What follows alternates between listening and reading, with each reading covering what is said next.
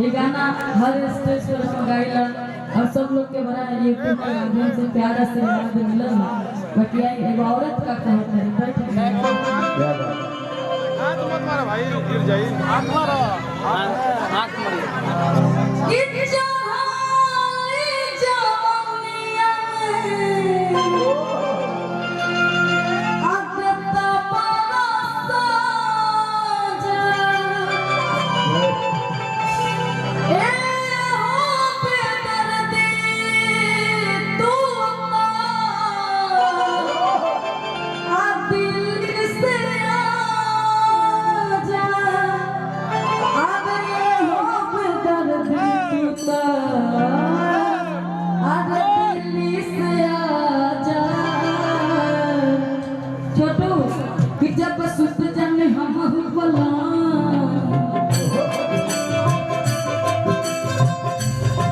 जब सुत जन हम बोला बड़ कर लग हम बोला बड़ मन पर रहती सा खूब सजिया पकड़ती जा।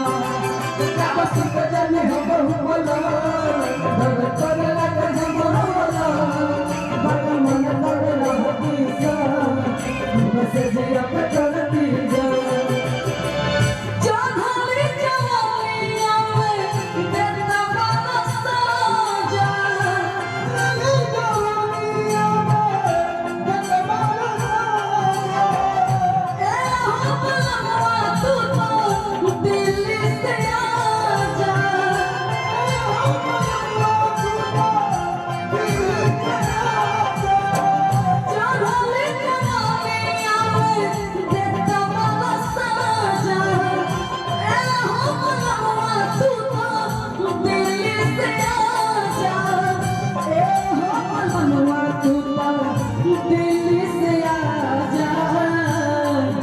सुत जाने हम बोला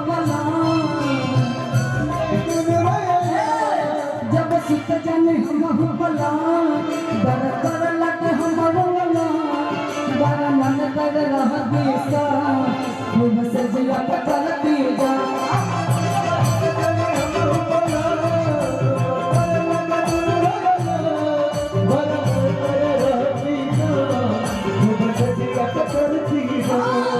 जब सुत जाने हम बोला बड़ कर लग हम बोला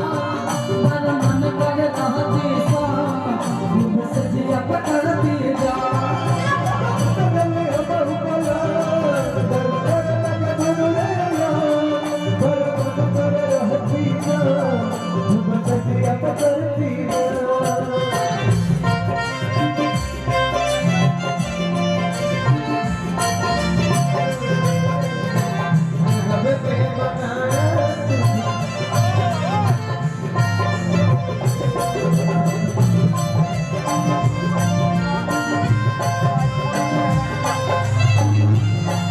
सा खूब सजिया पकड़ती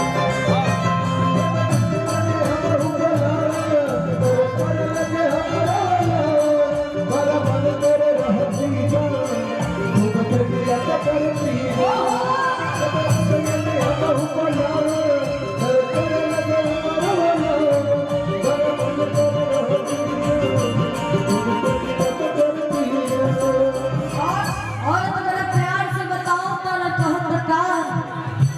पहले पहले राजा लगला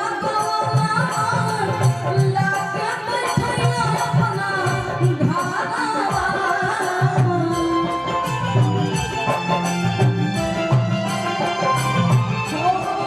पहले पहले राजा लगला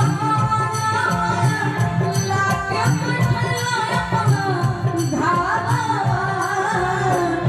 जाए तू निर्दयी हो गई